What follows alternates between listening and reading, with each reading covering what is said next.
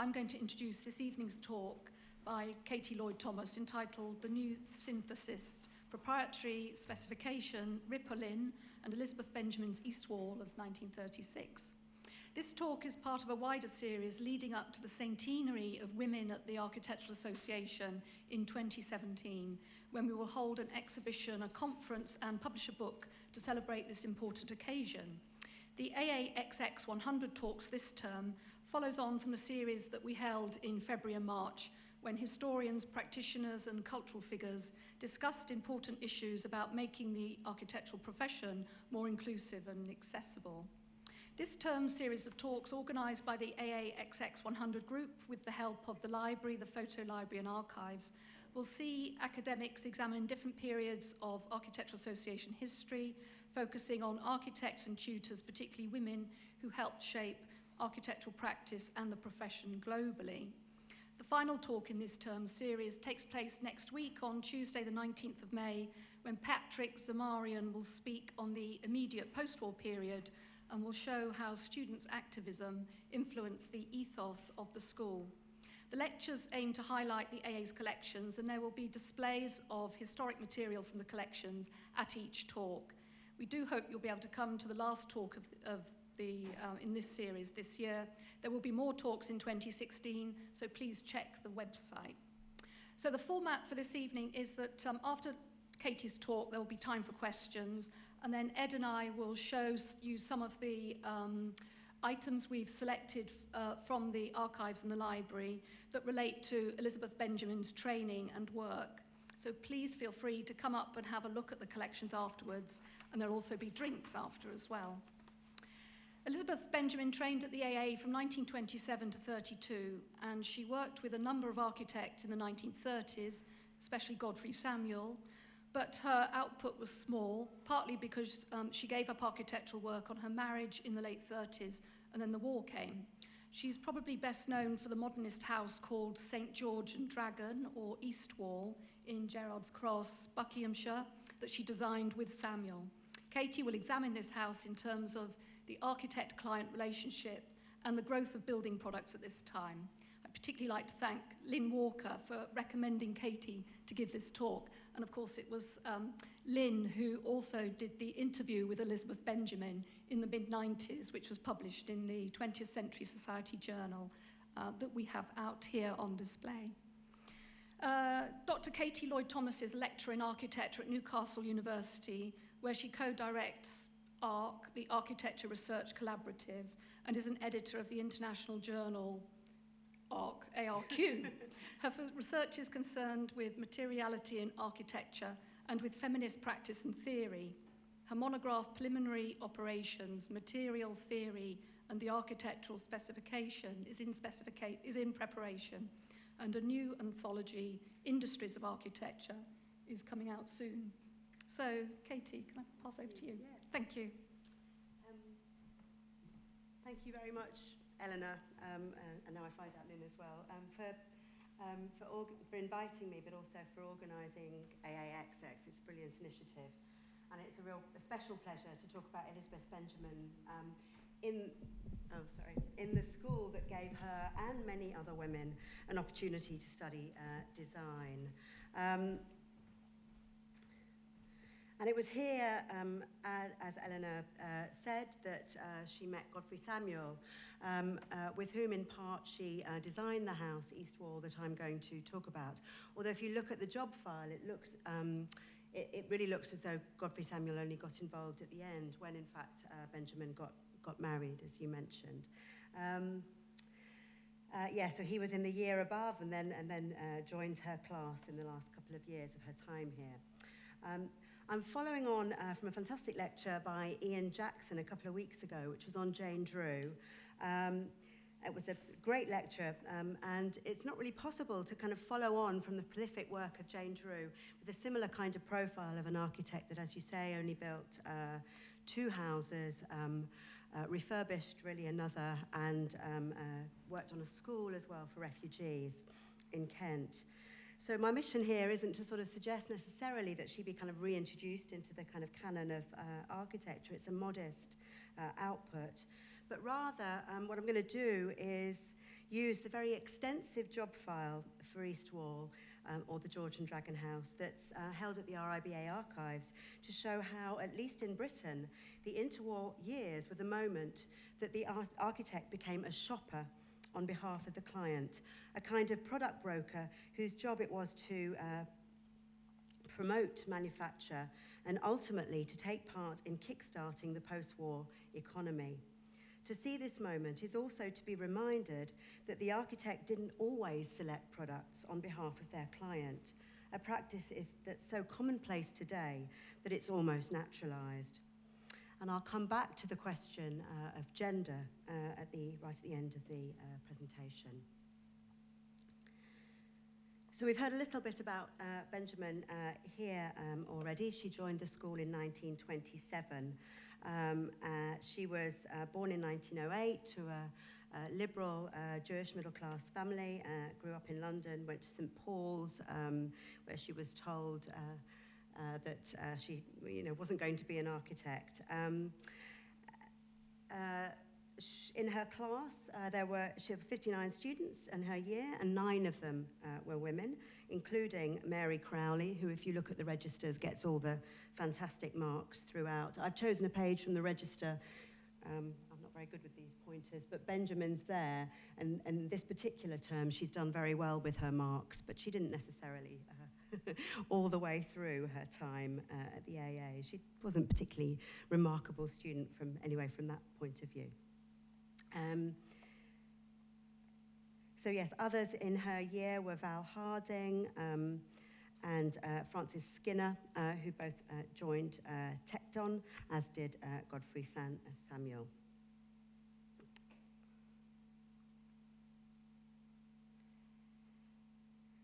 So the other well-known house or recognized house that she designed, she worked with Eugen Kaufmann on this house in Wimbledon, which no longer exists.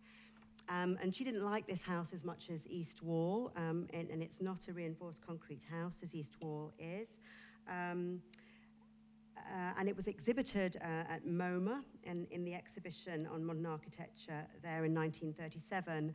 And there's a correspondence there with her complaining that although the house was exhibited, she wasn't attributed in the catalogue or in the exhibition.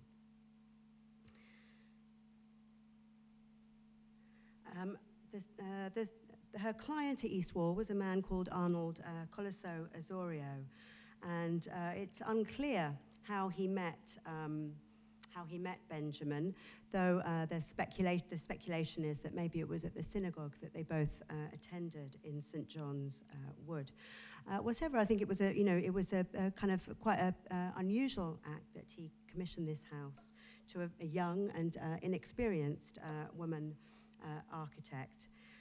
Arnold was the director of a paint company, Ripolin, which I will say quite a lot more about. And he had apparently wanted to be an architect. So this was a sort of, his dream project. He saved up for it and spent more of the family money than they appreciated making it happen. So he really wanted to have a kind of an engagement with modern architecture.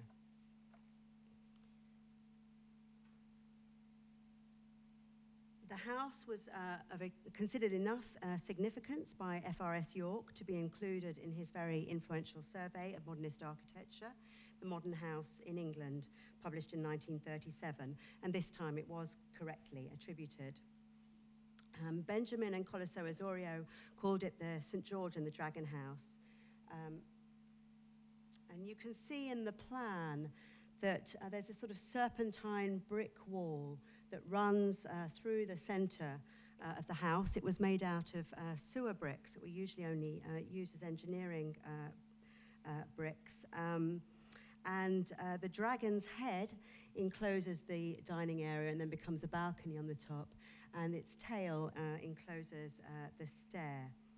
St. George, as Benjamin put it, was the rigid white concrete structure bestriding this serpentine brick structure. So there are a number of readings we could make of this house, and you may want to add your own. We might see in it the triumph of the new rational modernist vocabulary over the organic, vital, and vernacular use of underground sewer brick.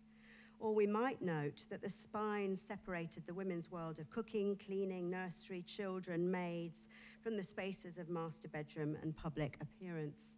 So the sort of top part of the plan are all of those sort of secondary spaces with the kind of public spaces on the other side facing the very beautiful, and now again, very beautiful gardens. This elegant orthogonal box was also a very early use of reinforced concrete in British domestic architecture, and it was probably worked on by the young of Arup. And in fact, the concrete specification is almost identical to others from the Tecton group as well for similar houses. But despite the effort that went into using this new material, really none of the structural possibilities that were afforded by concrete were taken much advantage of. So it could have been built in brick, really. In Lynn's interview with Benjamin, she says that Arnold gave her carte blanche with the design of the house. And that's certainly true, it seems, in terms of the kind of scheme itself. But the job file reveals otherwise in terms of the specification of the house. These files are fat and bursting with Benjamin's correspondence with manufacturers, her collection, vast collection really, of trade brochures and catalogues, letters from manufacturers demanding that she return samples that she's been hoarding for many months, and Colaço Osorio's letters insisting that she consider yet another self-feeding boiler or electric clock that he's come across in his perusal of trade literature and ads. So there are many letters between them like this about the selection of building products and appliances. Sometimes it can even look like a contest of over sort of expertise, as she, as this young architect, tries to hold her own against a kind of technocrat working in the building industry, obsessed with the latest technical and material advances. But as it turns out, this was really just a new aspect of the client-architect relationship that was just developing in these interwar years. And it corresponds at a detailed level to something new happening in the architectural specification. So this emergence of giving brand names in the specification, which you can see in this cooker clause from the specification there.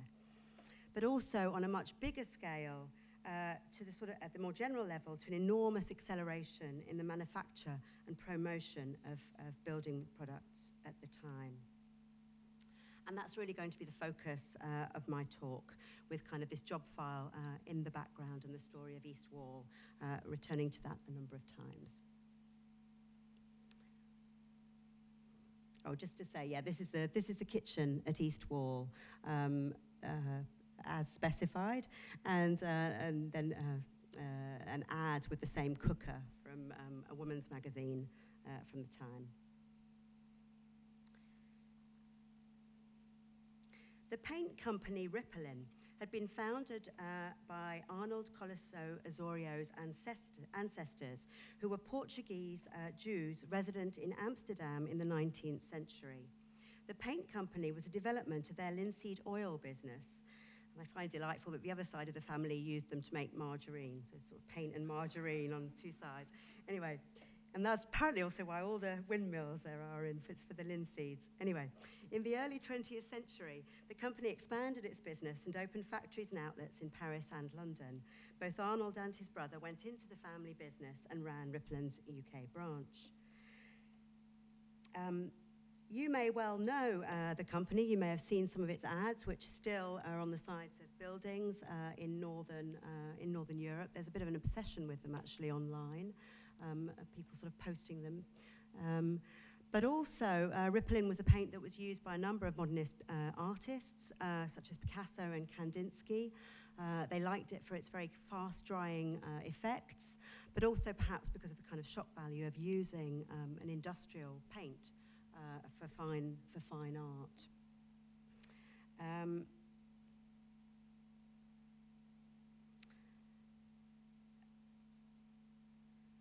But in architecture, you'll probably know the name Ripolin through Corbusier's famous use of it in his law of Ripolin. According to Corbusier, to paint the walls with this then new white paint would be to perform a moral act to love purity. He exhorted every citizen to do away with damasks and wall hangings and to make everything clean and think against a background of white. To my knowledge, nobody's really commented on the fact that Corbusier chose to use a brand name rather than say something more generic like whitewash. And there's not really any evidence that Corbusier specified Ripolin paint in his own work. I did trawl through some of his specifications. But there is another more direct connection to the brand that came out of the East Wall research. In 1926, Corbusier travelled with the socialist minister of Beaux-Arts, Anatole de Monzy, in his private train carriage to open his new housing at Pessac. It's reported that the two men got on well. De Monzy had read Vers une architecture, and Corb was his favourite architect. That same year, de Monzy's estranged wife, they had separated in 22, would, in one of the most unusual setups for cooperative living, commission Corbusier to build her and the married couple she had been living with since her divorce in Paris, Sarah and Michael Stein, a villa at Vaucresson just outside the city. Gabrielle bought the land and signed the contract for what is probably Corbusier's most famous white modernist villa, and usually known as Garches or as Villa Stein, despite the kind of maybe more important input of de Monzy. What's rather less well known is that Gabrielle was by birth a Colaço Osorio. So this is my my family tree here. So she was related to Arnold Colaço Osorio. So Arnold's sort of just there where it says East Wall, and you can see the kind of connections there to Gabrielle at Les Terrasses at Villa Stein. And indeed, the Colaço Osorios, when they were thinking about their much more modest commission, did go and visit Les Terrasses, and there we are, yes. But what's more important perhaps here is that Gabrielle's wealth came from the family business. So the money that built Les Terrasses was almost certainly Ripolin money.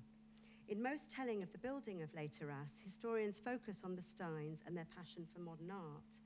But seeing it through the kind of lens of finance and the proliferation of manufactured building products, the law of Ripolin appears as more than polemic. It's also promotion and publicity for a product that would go on to fund Corb's most important house. This complex relationship between architects and branded products, between recommendations based on aesthetic or technical grounds and good old advertising and promotion, is one that's not often addressed in architectural discourse. But it was, at least in the UK, a crucial issue in the interwar period, precisely because of this new form of specification that was emerging. With proprietary specification, once a product was named, the contractor was obliged to purchase it, this brand and not another. And it was this change that I first noticed in the East Wall specification when I was working on what I call, quite separately, forms of clause or description in the specification. And I have the Gideon quote here. I like it very much. I might just read it. For the historian, there are no banal things. Like the scientist, the historian doesn't take anything for granted. She has to see objects not as they appear to the daily user, but as the inventor saw them when they first took shape. She needs the unworn eyes of contemporaries to whom they appeared marvelous or frightening. I don't really want to suggest that architects were frightened by proprietary specification, but they were certainly very interested and had a lot to say about this change at the time. But before we sort of return to this proprietary specification, I want to sort of take a little bit of time to talk about changes in architectural specification. So it might make a bit more sense for you when you see the kind of shift to proprietary specification. So yeah, bear with me with this. I might hop and skip through it a bit, but hopefully it will give you some sense of the way in which this sort of document changes and how meaningful that can be, both in terms of the effects of it and in terms of the reasons why those changes come about. There are very few studies, historical studies of the specification. One of the best is still John Gelder's historical section in his practical guide to specifying architecture.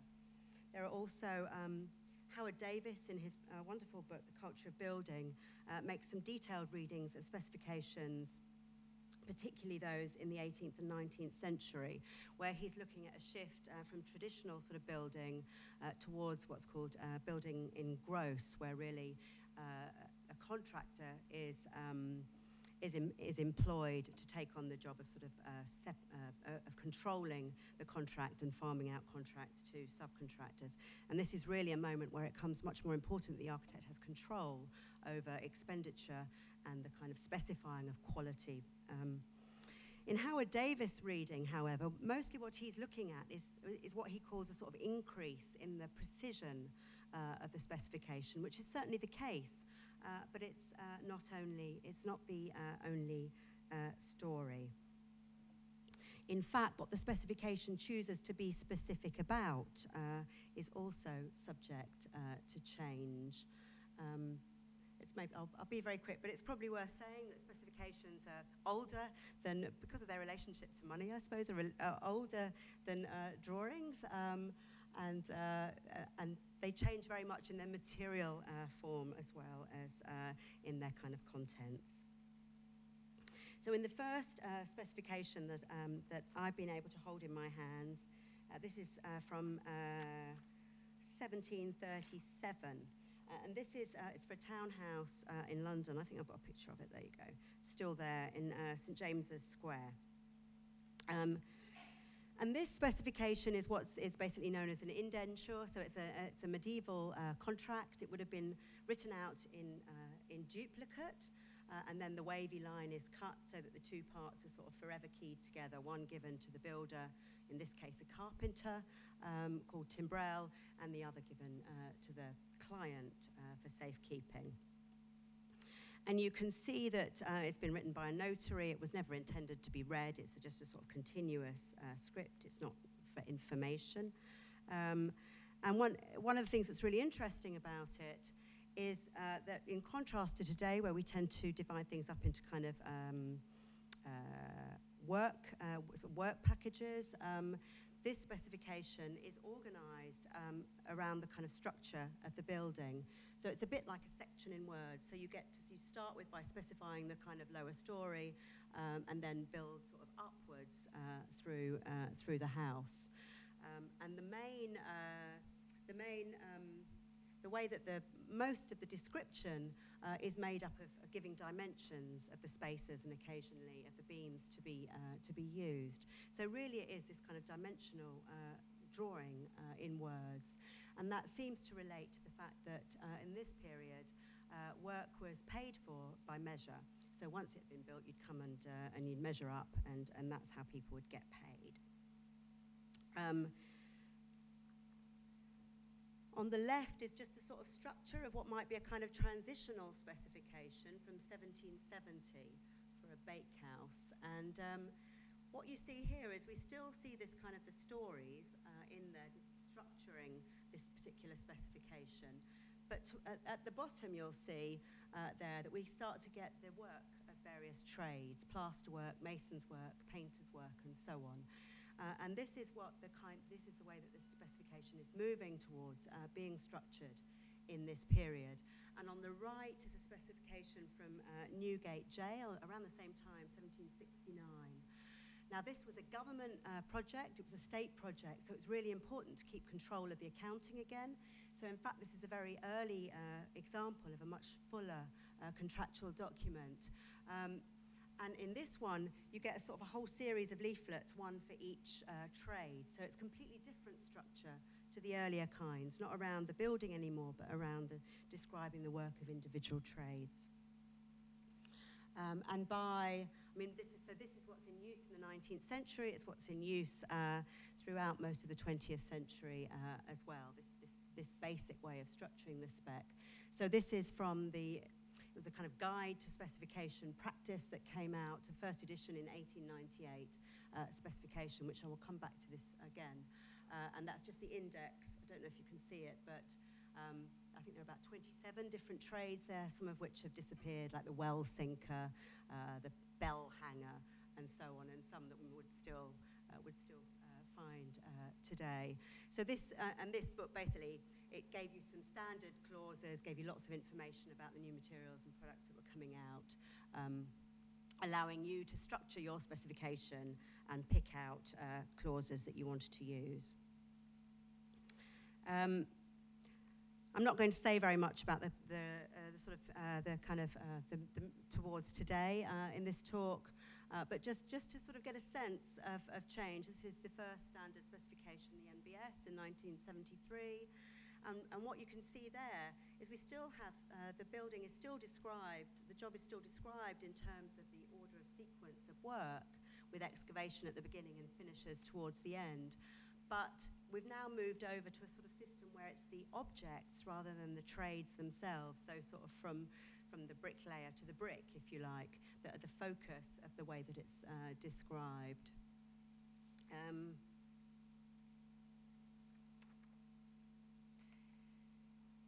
In addition to these sorts of changes, are a set of changes at a much more detailed level to exactly how materials are described in the specification. And in a way, and the one that proprietary specification is it fits into, is the most obvious one, which we might just call naming. You just name the material you're going to use. And that's what happens in the 1734 specification. You just get good fir timber or clean deal, for example. Other kinds include the process, what I call the process-based specification, which is where you describe something a bit like a recipe, how to make the material. Or you may describe a material in terms of standards, as in this glass specification at the top, where for example, the windows on the basement floor to the men's workroom and basket shop to be glazed with good thirds, so a standard in use at the time.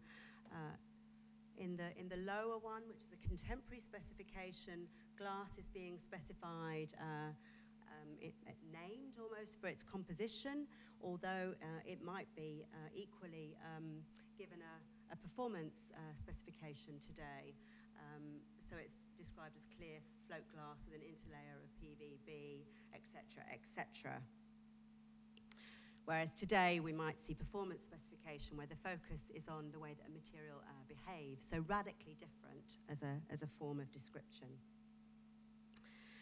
In terms of naming, we do see some slight shifts in the way that materials are named as well, and they're kind of interesting in themselves.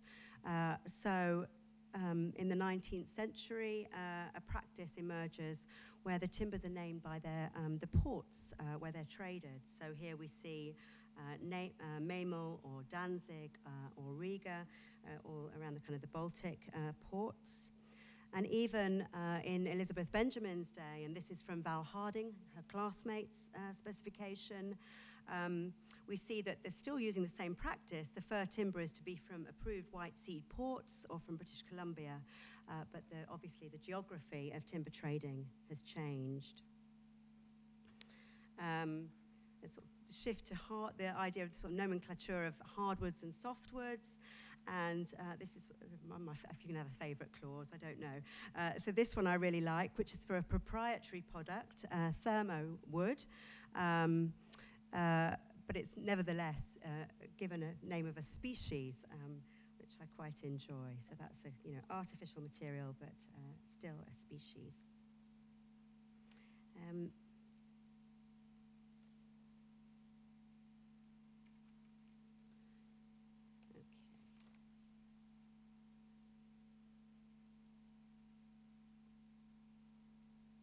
So as with more clearly distinguished forms of clause, these shifts in naming both reflect historical change and set up different modes of relationship between architects and building materials. To specify timber only as a hardwood or softwood leaves procurement species and appearance entirely open, while the more specific Riga fir might require some up-to-date knowledge about quality and price. The naming of thermowood both prescribes the manufacturer effectively promoting their brand and involves a degree of expertise and discernment between available products on the architect's part. The east wall specification is full of examples of proprietary naming. From wood products, the whole of the plywood is to be obtained from Messrs. Venesta Plywood Company, to the fire grate from Bell Fireplace Co. and Brick Building the Same. The bricks of the central Dragon Wall were to be Southwater Engineering sewer finals from Sussex Brick Company, and the electrical specification that you've already seen is particularly dense with proprietary clauses. Eldorado cork slabs were to be used for insulation, although entirely ineffectively, as it turned out, by laying the cork straight into the shuttering. We do see building materials specified by manufacturer's name in earlier documents in Britain. Some proprietary clauses are found in 19th century specs, such as Makata's specification for the London Fever Hospital in the first half of the 19th century. This refers to Parker's Roman cement, a material that was commonly used at the time. And we've all, Ratcliffe Crown Glass was named in the 1769 specification for the Old Bailey that we saw earlier. But these examples are very few and far between, although products were being used. Until the 1930s, Benjamin's specification, as it turns out, is just one instance of a widespread and rather sudden phenomenon. So today, F.R.S. Yorke is best known as an architect and a promoter of modernist architecture through books such as The Modern House in England and his role as secretary of Mars, which Benjamin was a signed-up member of. But perhaps less well known about his practice was that in 1935, he took over the editorship of Specification, the sort of yearly published guide to architectural specification that we saw a bit earlier. In the first edition he made changes that he said were the most sweeping and comprehensive in the history of the publication. He completely rewrote some sections, he added others and revised all of them, as well as removing the embossed portrait of Inigo Jones from the front cover, this is 1935, and replacing it with a fashionable pale grey woven binding and a crisp black sans serif font. He gave particular emphasis to the enormous acceleration in the use of proprietary building products and stated that it was no longer possible for the architect to ignore them and to continue to practice as an architect. What this meant for the newly organised edition of the guide was that the notes on the plethora of branded products that were available to the building industry, such as new wood products, fibre boards, plasters, concrete surface treatments, paints, cables, switch covers, electric clocks, and so on, would no longer be gathered together in a single section entitled Proprietary Products that was appended to the sort of master specification, the guidance, and how to do it. So it was kind of at the back of the volume. Instead, they would all move into the appropriate work divisions, so into those kind of carpenter, plumber, painter divisions that we've already been looking at. So suddenly, in this new location, they were in the place where the architect was actually starting to build their own specification by using these sort of pre-prepared clauses to build up the document. Whereas before they'd really just been information in the endnotes of the book. The inclusion of proprietary clauses within the conventional trade divisions and by extension within the specifications that architects would themselves write was a decisive and even contentious acknowledgement that these products were now firmly part of the architect's remit and practice. So this is the shift that we see in the East Wall specification.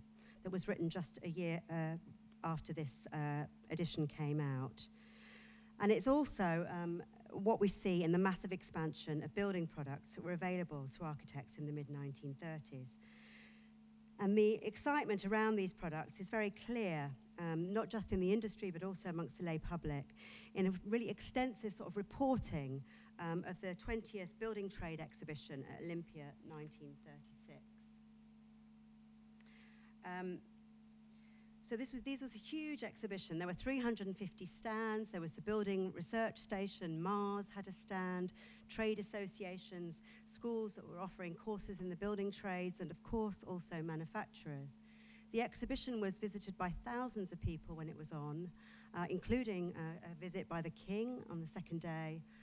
Most of the stalls were architect designed, and the press ran endless photographs, drawings, and reviews of the best designs, as well as surveys of the new products that were on offer.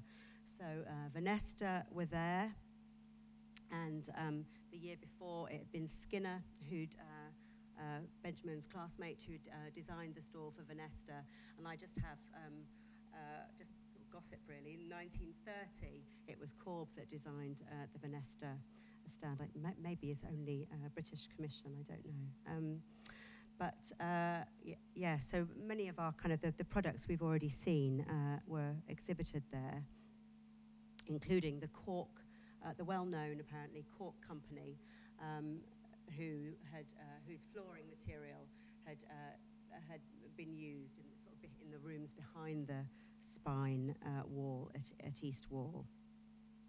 But their stand wasn't considered interesting enough to be photographed.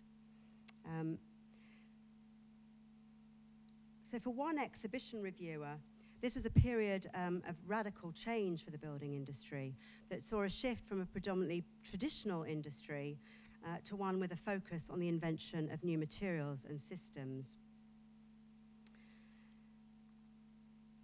The catalysts for this change are many. There were shortages in materials after the war, timber in particular, and also a shortage of labor, particularly in the skilled trade, and a boom in house building.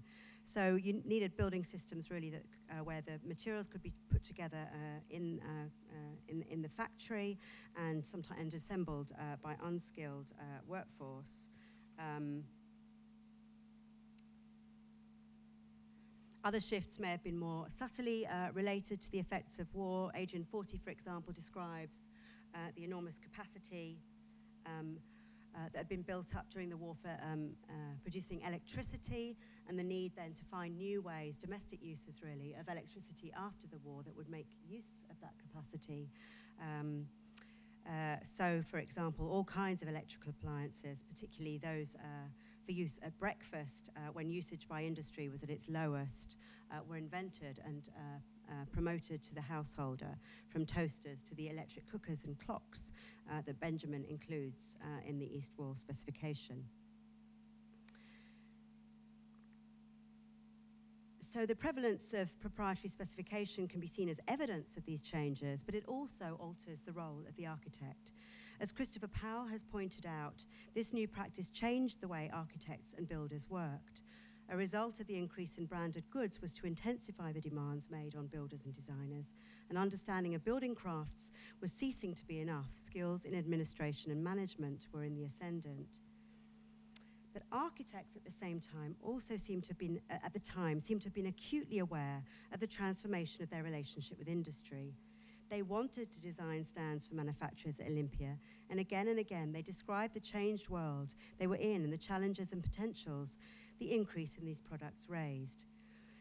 One journalist, struck by this after his visit to the Olympia exhibition in 1936, wrote that the new modern-minded architect was now an essential collaborator in the fellowship of art, science, and industry, in whose hands the technique of building rests.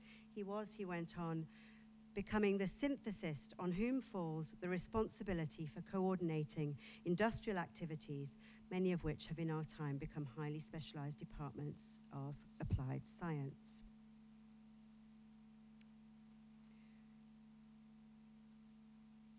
So the specification of proprietary products gave architects a new role as product brokers and a kind of specialist, I suppose, in an increasingly competitive marketplace. But it also makes a shift for a new kind of involvement between architect and client. At East Wall, it's clear that Arnold Colaço Osorio took a great deal of interest in modern architecture and the latest building technologies. And so it was at the role of specification that Colaço Osorio got involved in the project, perhaps even taking on the role of expert in his navigation through the plethora of these new products, and certainly taking the lead over Benjamin about many of these decisions. The East Wall job is full of notes to Benjamin from Arnold Colaço Osorio on products he'd like to have included: Callandon's cable, bleached cork from John Elbow, Crabtree switch covers, and so on. The detailed paint specification for his own company's products, unsurprisingly, is lifted almost verbatim from instructions that he sends Benjamin in another letter. And indeed, the sons, Colaço Osorio's sons, apparently spent every summer repainting the house with Ripolin. So the case of East Wall shows us that proprietary specification puts the architect in a new role with respect to her client, as well as the manufacturer. It's not simply that the proliferation of building products brought about the use of a new form of clause in the specification, but that it altered the architect's practice.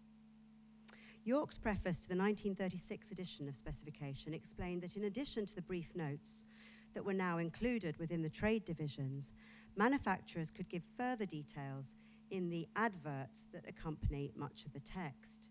He drew attention to the need to distinguish between being seen to recommend or give credibility to a specific product for specification and simply advertising it.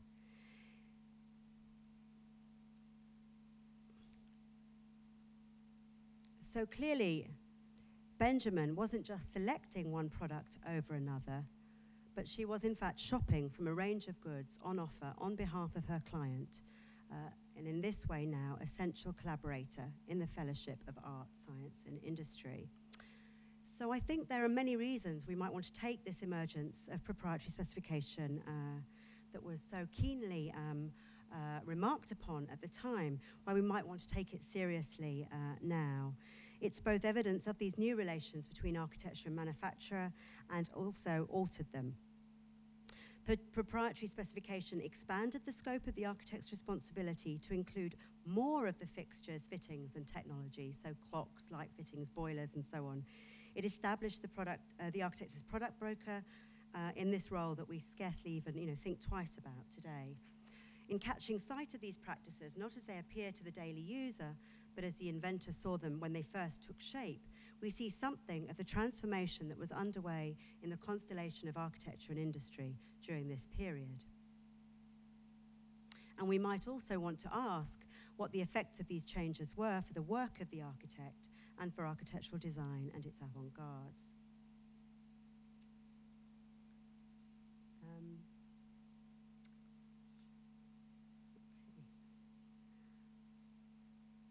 So I said at the start of this talk that I would return to the question of gender. This is sort of a bit of a coda, really, to this lecture or this talk. So as someone myself who's very engaged with feminist theory and practice, it seems a little perverse to me that in this account, a woman architect's work becomes little more than a vehicle to explore the emergence of proprietary specification. But I have to say that when I came across Benjamin's job file, when I was looking through the archives for examples of specifications, I was really intrigued by her and the story of East Wall. And her gender was one of the reasons I returned to the story to find out more about it. And I really enjoy telling her story and showing people what I think is a really a beautiful modernist house. And I wanted to add here that it's now been restored by a rather inspired woman owner who's taken it on very much as a project, and also by very attentive architect to the restoration as well. And that's kind of marvelous. The first, I think when Lynn, I don't know if Lynn saw it, but it's looking fantastic now. So that's very nice. But there are two ways that I think this is a gender story. The first is that I look at the architect not as an autonomous author, but in relation to her client, and I consider design as a process. This was an approach the architectural historian Alice Friedman developed in her book, Women and the Making of the Modern House. Instead of going back through 20th century architectural history to uncover cases of women architects such as Benjamin, she told stories of influential women clients without whom many of modernism's most canonical houses would never have happened. So, of course, there's Edie Farnsworth, the single doctor who commissioned Mies for her country home. There's Truss Schroeder, whose radical approach to life pushed her designer carpenter lover, Gerrit Rietveld, to design a truly radical home for his family. Or, of course, there's the unusual triangle of Michael and Sarah Stein and their divorcee friend, Gabriel Colaço Osorio de Monzi, who commissioned Les Terrasses or Villa Garches. Friedman showed that the client could be a key generation of architectural innovation and that we might look beyond the authorship of the architect as the only factor in the production of avant-garde architecture. In our case, the gender story is reversed. Remembering the client's input takes some of the focus off the woman architect here, and it brings the man to the fore again. But at the heart of the argument is the way in which proprietary specification changed forever the architect-client relationship, making the architect a product broker on behalf of industry and turning the client into a consumer who got involved in their project by picking one product over another. A role that, of course, continues today. And in this last section, I want to look at some material that Ed Bottoms laid out for me in the AA archives. And it's just a couple of weeks ago, so this is very fresh. And I think the extraordinary thing about it when we started looking at it, and he's found even more since then, was just to what extent this set of questions was perceived as a gender issue during the 1930s. So I guess this is a story that needs more work on, and more thoughts, but I just wanted to sort of put it in initially, and it's really nice because, of course, it's materials that are looked after here. So Benjamin would have been exposed to what was known as the Building Materials Bureau at the AA during her education here. It was what we'd now call a product library, and it was set up in 1930 by Frank Yerbury, who is much better known, of course, for his incredible slide collection and the photographs that played such a large part in the dissemination of modern movement architecture in the UK. The Bureau kept samples of, this is how they described themselves, many new materials and fittings continually being placed on the market, including tiles, bricks, timbers, and other materials in general use in building. Interestingly, the Bureau leaflet was explicit that this shouldn't be confused with advertising. The association does not express opinions, favourable or otherwise, on any of the materials or objects exhibited. No payment of any kind will be accepted from manufacturers whose exhibits are shown. It was, they said, information, not recommendation. And what guaranteed this was that there was no exchange of cash. In September 1932, after a long time setting it up, Yerbury's Materials Bureau opened to the public in the form now of the brand new 4-story building centre with a shop front opening onto 158 or opening onto Bond Street. In it were beautifully designed display spaces that allowed customers to see building products displayed as they would be used. The lighting exhibit was apparently particularly dazzling, though there was room for improvement with the paint display. The Sheffield Daily Telegraph noted that the new centre opened with a private view, just like painters do for their pictures.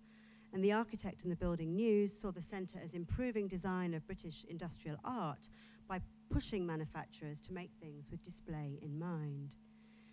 The fundamental difference, the press observed, between the centre and previous material bureaus in London was that they hadn't been able to help the technical expert in explaining his intended effects to a client.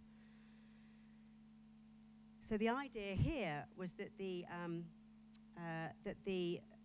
centre was geared towards the architect visiting it with, they said, his client, with whom he is designing a house or any other type of building.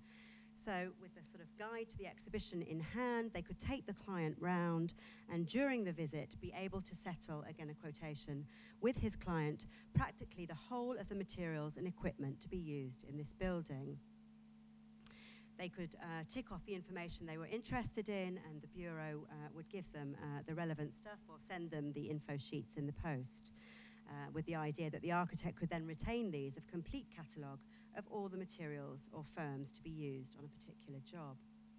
Once again, no money was to change hands. This was not a shop. The selection of products was understood then very clearly as requiring more than technical expertise. It needed to be able to convey effect and aesthetics, but the fact that there was a financial, would be finally a financial transaction around these products was to be veiled. Indeed, it shouldn't even take place on the premises. As well as coverage in local, national press and in all the industry journals. There was a lot of press on about the opening of the building centre, and even as far as Edinburgh. And interestingly, they reported the following. In less than a month, I hear, nearly 20,000 people have visited the centre, most of them being architects and builders, of course, but a surprising proportion being people with no professional interest in the exhibition. Very curiously, too, women have predominated amongst these outsiders. And we might say here, I suppose, that those women could have been architects. It's remarkable how often a discussion of women features in these accounts of the Building Centre exhibition. And Ed just found that there was, in fact, an exhibition of women architects held at the Building Centre a bit later, which is a sort of hot off the press, really, today. But mostly they're described in this way as an outsider, or at least as a homemaker, not as the architect, anyway, in the ones that I've been looking at. And often it's described that they wouldn't need any technical expertise coming to the building centre, just artistic appreciation in order to evaluate the goods on offer. But perhaps one of the most interesting or extraordinary claims gets made, and sorry, this slide is so bad, but by the electrical industry. And this is a sample headline, so I'll read it to you at least so you can see it. Electricity in the home, no more drudgery for housewives, plea to architects. So this is an argument effectively that the building centre is going to bring about emancipation for women. Writing in the Birmingham Post, the journalist Unwin argues for the building centre's role, first of all, in kick-starting the economy. And he quotes a rather biased speech that he's reporting on from the chairman of the General Electric Company. So this is from the article. So you get the reasoning. The British housewife must not undertake the drudgery that she did generations ago. Our girls are better educated. They have been promised a higher standard of life, and when they come home from their day's work in the factory, office, or shop, things must be made easier for them, so by the new electrical appliances and so on. Only the work at the Architect's Centre will bring that task nearer to completion. So obviously this is quite a biased claim being made by the head of the General Electric Company. So I suppose just to finish with some of these thoughts, I wanted to say really that Benjamin was one of these girls that was better educated, and indeed learning about materials and the new products was part of her architectural education here at the AA. She was also part of an expanding workforce, part of women going into the workforce, obviously was good for the economy, not just for them, and part of a real transformation or extension of people into active consumers. And also her role in specification was part of that as well. But at the same time, she faced some of the conflicts that sort of alluded to in the article, in as much as finally it was going to be her commitment to family life and to raising children, to her husband's profession, that would take her away from the profession that she loved so dearly and was so talented in. And I suppose I just wanted to finish with saying that these are still conflicts that women deal with today.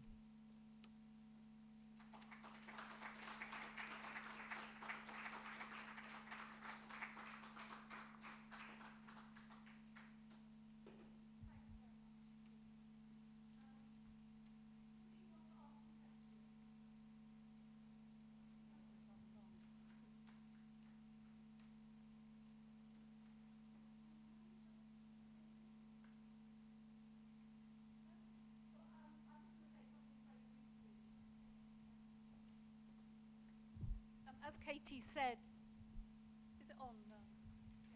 Is it on? Yeah. I mentioned earlier on that Ed and I have brought some things out from the library and the archives. Ed has brought out some scrapbooks, and I've brought some books and journals out from the library collection. So when you've got a drink or whatever, do come and have a look at these things. Amongst the books that I've got out includes the interview with Elizabeth Benjamin that Lynn Walker did in the 20th Century Society Journal. We've also got out the Modern House in England by F.R.S. Yorke from 1937 that Katie mentioned earlier on, which features East Wall in it. We've also got out a copy of the Architect and Building News from 1936 and The Builder from 1936 with reviews of the Building Trades exhibition, and including some nice illustrations of some of the stands, the Venesta stands and the other stands which were there. So please come up and have a look at those. Ed, do you want to say something about the scrapbooks?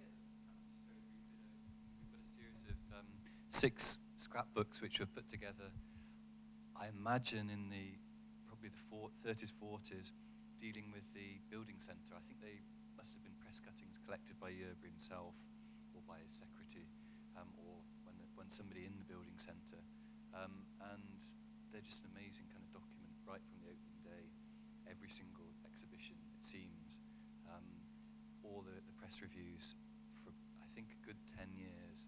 And it's a wonderful kind of insight into the building centre, really, in that early period. And those are just a couple of random pages that happen to open, which seem particularly pertinent today. Yeah, please do come and have a look, or come and research in the archive if you want to see more. Thanks very much. Lynn, do you have a question? Take this opportunity, since it's been mentioned that I did interview Elizabeth Benjamin. I should really say a couple of things just about her personally, I think. Well, we've talked about specifications and architecture and so on, but just to get a sense of her personally, like many women that I met from that generation, she was an incredibly powerful personality. She was extremely intelligent, extremely forceful. One might say almost pushy in the sense of putting forward her ideas, putting forward what she remembered about her life very clearly indeed. I think it comes across in the interview. She was one of those people who was not only good at design and art, but good at mathematics. She had a very good background. She seemed to have a life that had been interrupted. Katie mentioned that she didn't build very much, but what she built was of the highest quality. And I didn't know that her work had been shown at MoMA and that her name was omitted. This happens again and again to women who work with men, even today, I might say. So she was certainly a really nice person, had a wonderful sense of humor. She loved her family. When she died, when she was cremated, as the coffin went into she was a great football fan, and the coffin went into the crematorium, and they played "I'm Forever Blowing Bubbles." And I've just had a sort of David Cameron moment. Is that West Ham? Is that the football team? That was the one she supported, but that was their team song.